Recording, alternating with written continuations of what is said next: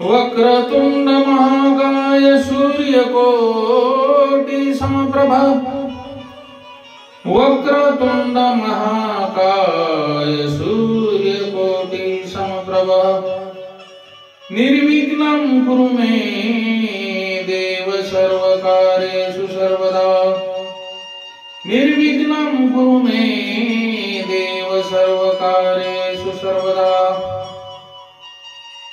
आजच्या भागामध्ये आपण गोकुळ अष्टमी निमित्त भगवान श्रीकृष्ण यांच्या जन्माच्या बाबतीत त्यांच्या कथेवर प्रकाश टाकणार असणार, त्यांच्या लीलावर प्रकाश टाकणार आहे। वासुदेव सुत कंसाचानूरमर्दनम् वासुदेव सुत कंसाचानूरमर्दनम् देवकी परमानन्दं कृष्णं वन्दे जगद्गुरुम् देवकी परमानन्दं कृष्णं वन्दे जगद्गुरुम् अदो देव देवकी गर्भजननं गोपी गृहे वरदनं माया पुतीन जीवितापहरणं गोवर्धनोदारणं कंसछेदन कौरवादिहननं कौन्तेय सत्पालनं यद्भागवतं पुराण कथितं श्रुति कृष्णलीलामृतम् देवादिदेवा जगत्त्रया जीवा देवादिदेवा जगत्त्रया जीवा पर्यसी केशवा विनंती माझी पर्यसी केशवा विनंती माझी माझी वाणी तुझे वर्णी गुणनाम माझी वाणी तुझे वर्णी गुणनाम देशी देई ऐसे प्रमुखाही कवा ऋण फेडावया अवतार केला विनाशाला खरसी। भगवान श्रीकृष्णांनी आपले मूळ निर्गुण निराकार स्वरूप सोडून वसुदेव देवकी नंद यशोदा तसेच अन्य भक्तांचे ऋण फेडण्यासाठी भगवान महाविष्णू नारायण यांनी श्रीकृष्ण रूपामध्ये द्वापार युगात वसुदेव देवकी यांच्या पोटी कसा अवतार घेतला तो म्हणजे प्रजापती सुतपा आणि त्यांची पत्नी प्रसीद यांनी संतती प्राप्ती करता ब्रह्मदेवांच्या आज्ञेने भगवंताची प्रार्थना केल्यानंतर त्यांना भगवंत प्रसन्न झाले आणि त्यांना वर मागा असे भगवंतांनी बोलल्यानंतर प्रजापती आणि त्यांची पत्नी प्रसिनी यांनी हे भगवंता आम्हाला तुमच्यासारखा मुलगा व्हावा तुमच्यासारखा पुत्र व्हावा असे बोलल्यानंतर भगवंतांनी तथास्तु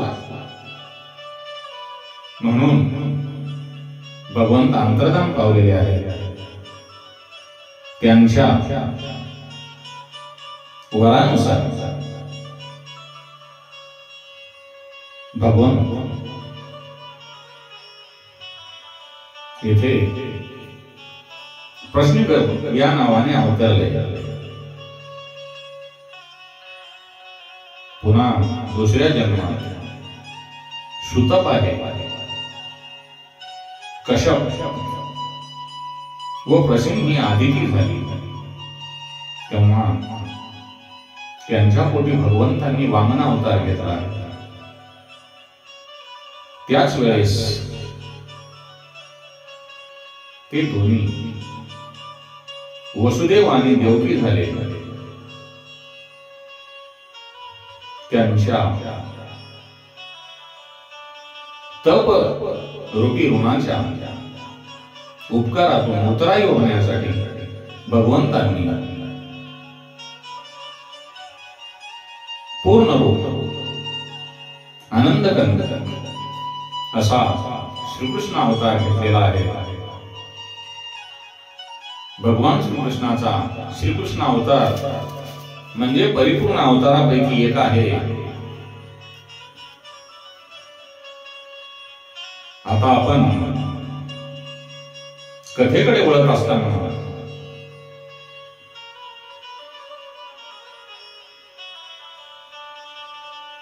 सुतपा आणि प्रसीन हेच पुढे वसुदेव आणि देवकी झाल्यामुळे त्यांच्या पोटी भगवान श्रीकृष्णाचा अवतार कसा झाला.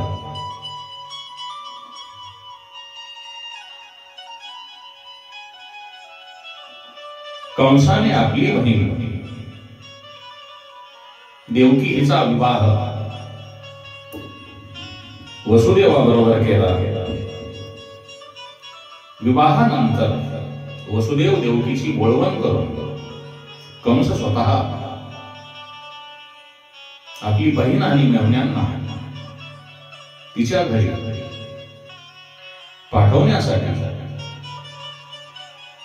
त्यांच्या रथावर स्वतः सारथी होऊन जात असताना आकाशवाणी झालेली आहे आणि ती आकाशवाणी कंसाला म्हणते, अरे कंसा, तुझ्या बहिणीला रथावर बसून वाजत गाजत नेऊन सोडित आहेस. तिचाच 8वा पुत्र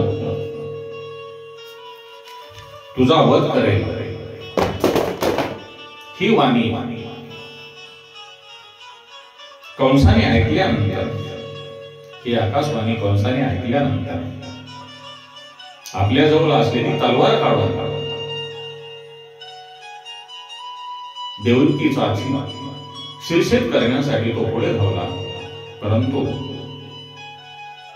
लग्न झाल्यानंतर आपल्या पत्नीची रक्षा करणे हे पतीचे काम असते.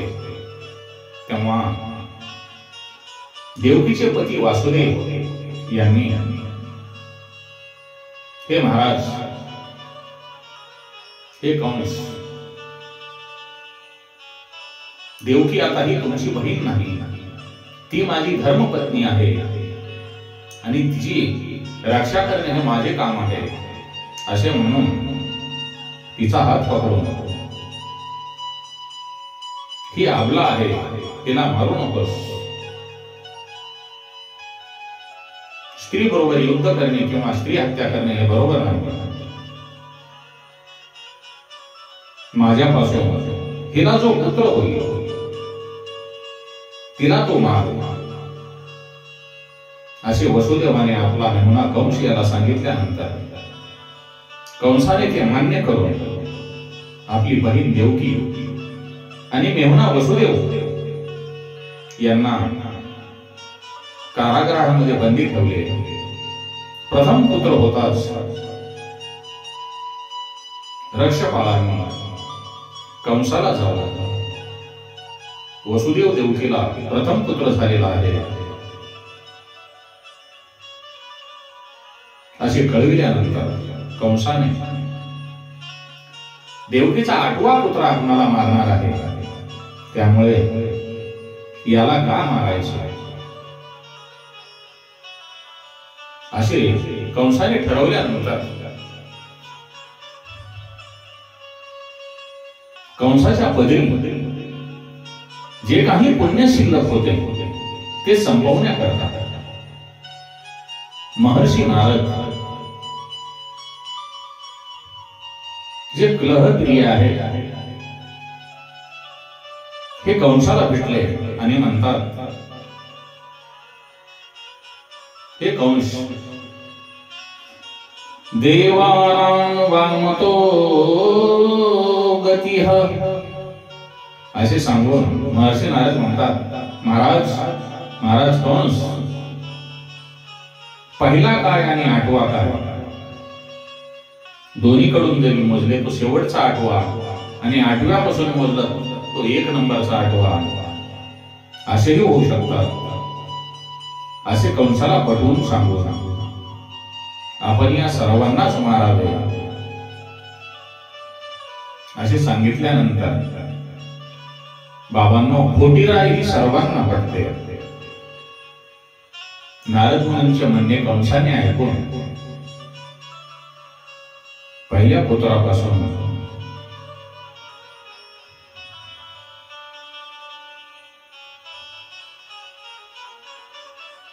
तर त्यानंतरच्या 5 अशा पुत्रांना कंसाने मारून त्यांचे पातक बालहत्येचे पातक आपल्या माथी मारून घेतले.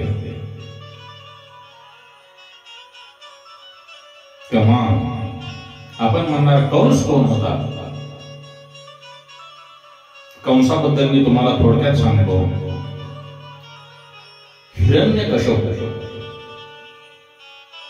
हिरण्यकश्यपूचा मुलगा जो कालनेमी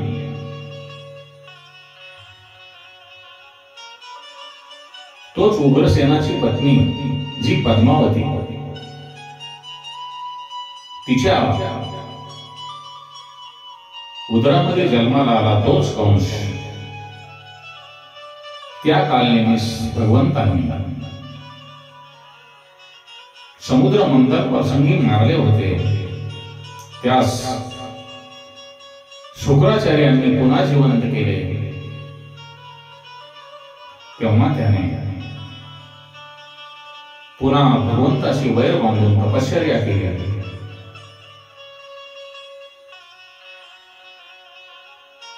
त्यानंतर अस्तु आता त्याने ही मुले का मिळाली यांचा पूर्व इतिहास थोडक्यात पाहू. कालनेमीस हिरण्यकश्यपूचा मुलगा कालनेमी जो होता त्याला 6 मुले होती. त्यांचे नाव षडगर्भ असे होते. परंतु ही 6ही मुले हिरण्यकश्यपूची आज्ञा उल्लंघून ब्रह्मदेवाची उपासना करत होते. तपांती ब्रह्मदेव प्रसन्न झाले असता त्यांनी देवता यक्ष गंधर्व चारण सिद्धाधिकापासून आम्हाला मरण नको असे वरदान प्राप्त करू घेतले. तेव्हा त्यांचा जो आज्या वडिलांचे वडील हिरण्यकश्यपूला त्यांचा राग येऊन म्हटले की माझ्या आज्ञेचे उल्लंघन करणारे तुम्ही माझे शत्रू आहात. याकरिता मी तुमचा त्याग करतो. ज्या पित्याने तुमचे नाव षडगर्भ ठेवले आहे आणि पालन पोषण केले आहे तोच पिता तुमचा वध करेल. हे सर्व जाणून भगवंतांनी हे षडगर्भ पाताळात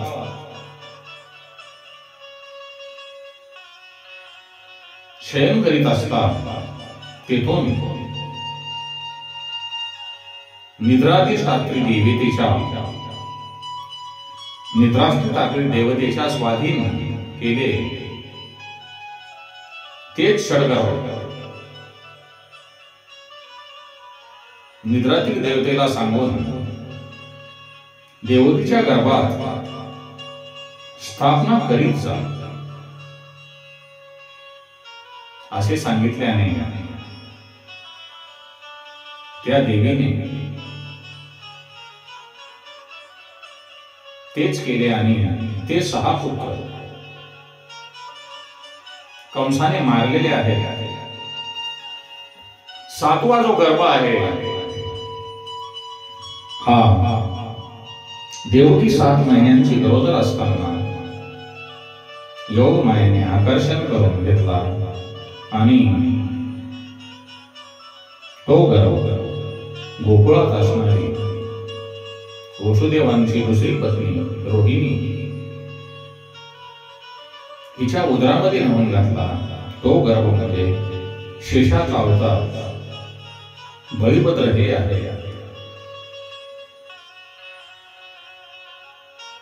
चांगल्या प्रकारे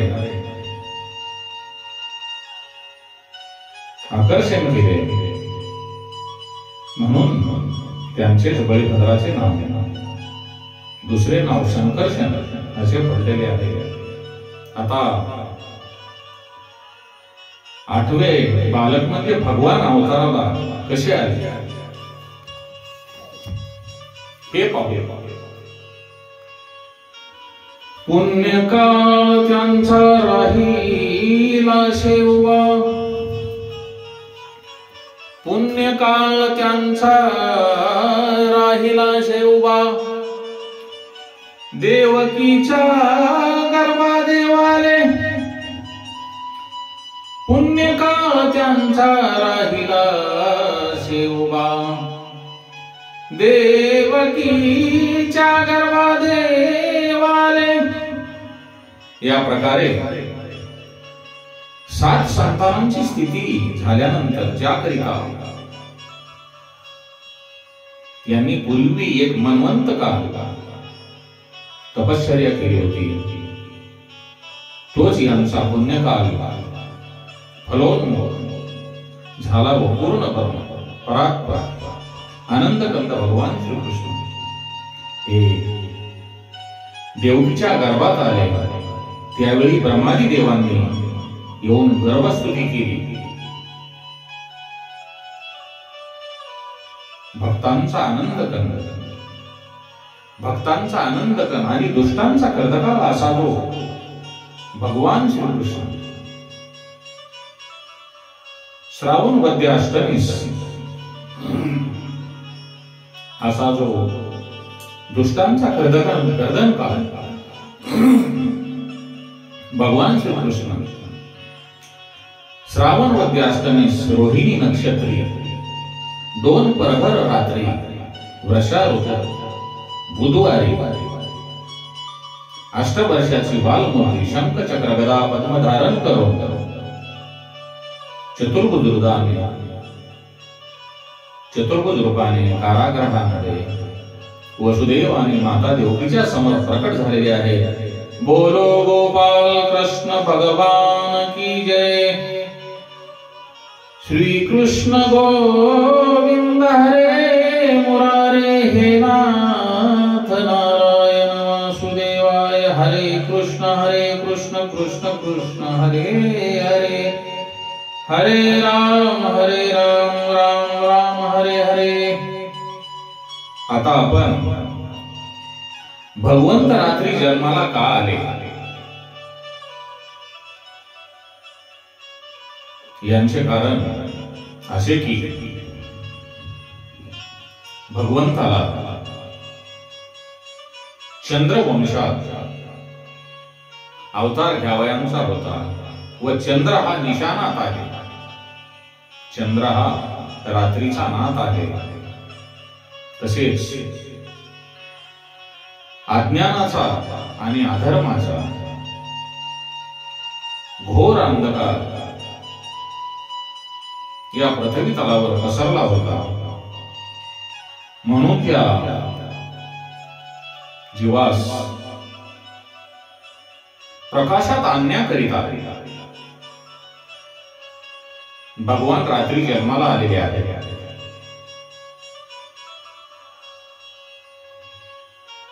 रोहिणी नक्षत्रिका, रोहिणी नक्षत्रांची अधिष्ठात्री दैवता ब्रह्मदेव आहे व ब्रह्मदेवास अजन्म जन्म असे नाव आहे. अजन्म म्हणजे जन्मरहित असा जो परमात्मा त्यांच्या नाभी कमलापासून जन्माला आला म्हणून ब्रह्मदेव अजन्म जन्म आहे, म्हणून जन्मरहित परमात्म्याला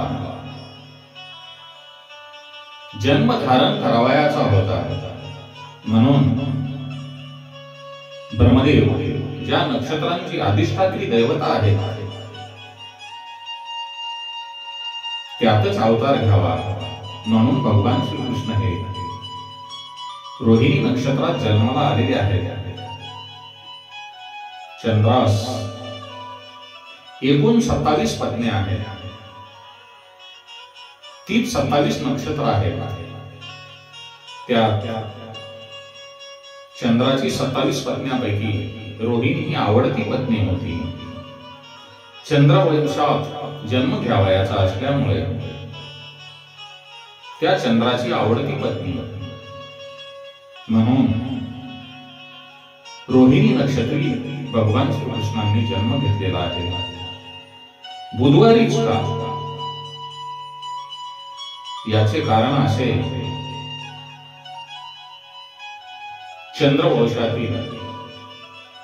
चंद्रवंशातील मूळ पुरुष हा बुध आहे. बुध या चंद्राच्या प्रथम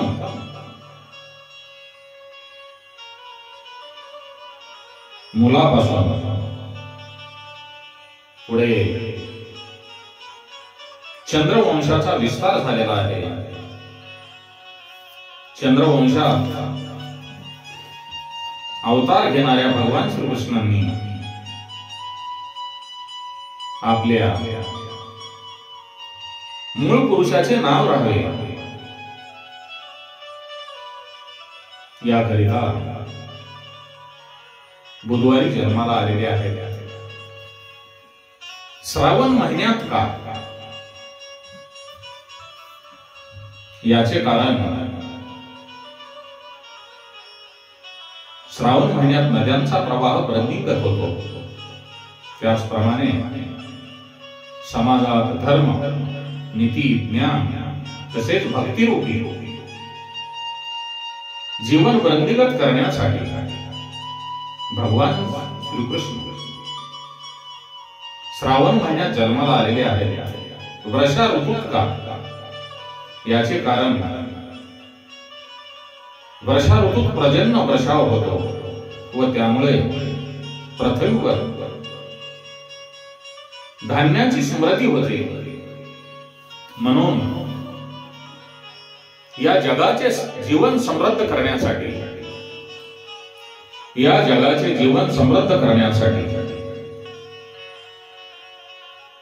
भगवंतांनी वर्षा ऋतूत जन्माला आलेले आहे. वद्य पक्षात का?